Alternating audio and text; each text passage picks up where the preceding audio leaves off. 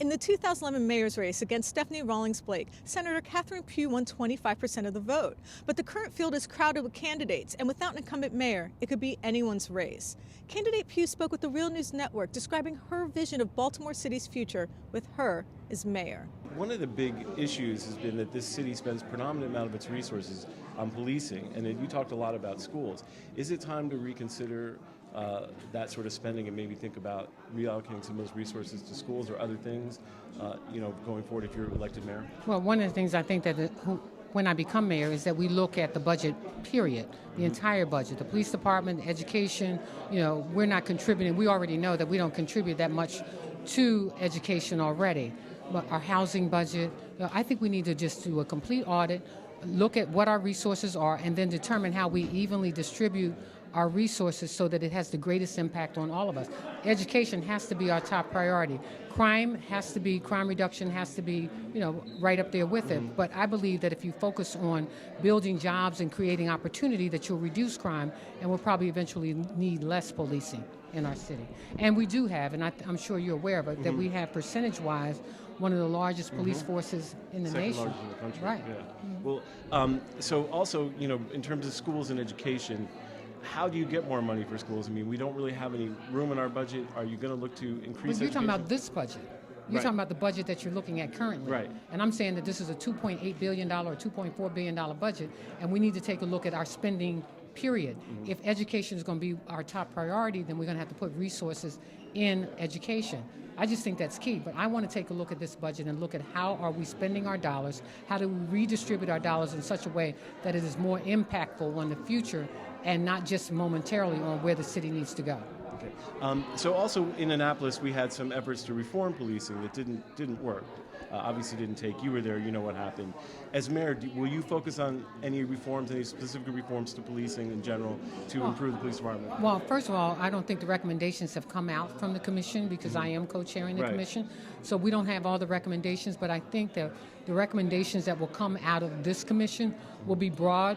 It will impact not just Baltimore City, but it will impact what's going on in Prince George's County as well as the Eastern Shore. So the reform that we're talking about may not necessarily, as you're pointing out, impact Baltimore in the way that it needs to be impacted. I think some of the things that I hear Kevin Davis talking about currently as it relates to cultural diversity training, I think those things will take place. He also joined us in a press conference talking about how police officers need to live in our city, at least a majority of them should be living in our city. So what we do moving forward in terms of how we increase their presence in our city and looking at its budget and then looking at what kind of reform needs to take place. And also one of the other things that have come up in the police commission is how do you evaluate who becomes a police officer? And there are some strategic tests that have been given across the country. I'm not so sure that what we're doing gives us the very best, but I do know that what we have in Baltimore City are people who come here to be public safety officers to protect and serve, and that's what we want moving forward, and making sure that they have whatever those resources are, that we make sure that they have what they need in order to police our city in a proper way. One of the controversial tools for development, tax breaks for developers. We had $100 million on the Harbor View and Harbor Point, and more tax breaks came out yesterday in terms of supermarkets. Where do you come down on that? Because a lot of people say we're giving away our future financially. What do you think about tax breaks, TIFs, those kind of things going forward in the future? I don't think that we get rid of tax breaks, but I do believe that we got to be very careful about how we're doing them because it is about the future of our city. But I also think that we need to make investments in our communities and our neighborhoods where they've not been made. It's important to have a great downtown. It's important to have a great harbor. It's important to have hotels. But I think that we can look more towards private development and private dollars as opposed to using all of taxpayers' dollars to do it. Well, you also talked about lowering the tax rate for everybody. What does that mean? Are you going to do the Stephen Walters plan where, the city reduces the tax in half, or what does that mean? Well, first of all, I'm going to appoint a property tax commission to look at best practices around the country. How do we go about the business of reducing property tax? But more importantly, how do we grow our city?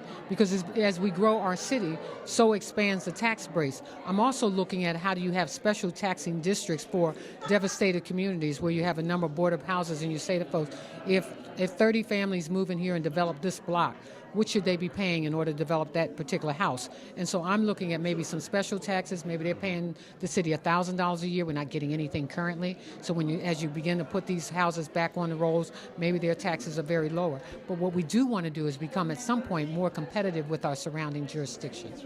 You were talking about vacant houses in your speech. Can you just sort of reiterate a little bit what your plan is to do with vacant homes? Because we had 40,000 in the city. Well, I want to utilize some of what we already have. I think vacancy values has some value to how we move our city forward. But I also think that we've got to accelerate that. I have a hairdresser, for example, who's been trying to get the board-up house next to her now for about 5 to 10 years. She's still not been able to access it. That should not be that difficult. So whatever that red tape is, we want to erase that. But at the same time, if there are houses in the community that are now not on the tax rolls and somebody wants it, we ought to be able to cut the red tape and make sure that they can own it. The other thing is that we have a number of folks who bought houses in this city, developers and otherwise, who've sat on properties for decades waiting for whatever that pie in the sky dream that they think is going to happen. But at the same time, what has happened is it has created devastation in our community. So I think just as we rebuild downtowns and create better downtowns, we can do the same thing in neighborhoods. We can declare eminent domain if nobody has a plan for houses they've been sitting on for decades that have caused people to feel like their neighborhoods are in disrepair, and we can take them back and repurpose them. Now, we had a scandal, a sex for repair scheme scandal at Gilmore Homes, a lot of deplorable conditions in city public housing. We have 11,000 units. What would your plan be? The plan is to kind of privatize it. What could you do to improve conditions in the city's public housing? Well, first of all, many of the dollars that come to public housing are federal dollars. We're one of the few cities that combine two agencies, Housing and Community Development and HABC. They should be separate agencies. And I think that if we separate the agencies, we'll be able to focus our funding so that we can provide the resource. We get dollars to improve those public houses. And so obviously there's a disconnect somewhere. And I think it's difficult to wear two hats, to be the Housing and Community Director and the HABC Director. So that's one of the first things I'm going to do, separate those two agencies, and then look at how we're spending our money. Because if you are renting a property, I don't care whether you're paying $1, $80, or $100, or whatever you're paying, and you're in public housing, you deserve to live in a unit that is fit to live in. And so we're going to make sure that the repairs that are supposed to be made are made, the dollars that are supposed to be directed in that manner are directed in that manner. Again, I just think it's hard to wear two hats, and we'll separate. Good. Interesting. Last question. People have said one of the best ways to raise people out of poverty is have a living wage in the city. Right now we have a living wage for city contractors, but not in general. Do you support a living wage? I've always supported a living wage. I've always supported paid sick leave. I've supported it all. That's true. You did. Yeah, in fact, that's why the President of the United States invited me to sit with the First Lady during the State of the Union address this year because of the work that I've done, both on living wage as well as on paid sick leave. So what do you think we need as a floor in this city for a living wage? I'm not sure what that should be. I think we need to look at that. $12. Let's take a look at it. We just want to make sure 15. People can, when you talk about building businesses and creating opportunity, you want people to have a living wage. You want people to be able to live in such a way that they can afford their groceries, that they can send their children to school. And so, again, I'm not making just off-the-top judgments in terms of where we should be. I will be very thoughtful. I will have input from community. I will have input from the business community. I'll have input from individuals and public policy people so that we make sure that we make the right decision. Well, thank you, Senator Pugh. We really appreciate it, and we look forward to covering you in the race and inviting you down to the Real News Network whenever you want to come. Thank you. I look forward to it. I always enjoy being there. Great. Thanks a lot. Thank you. Okay.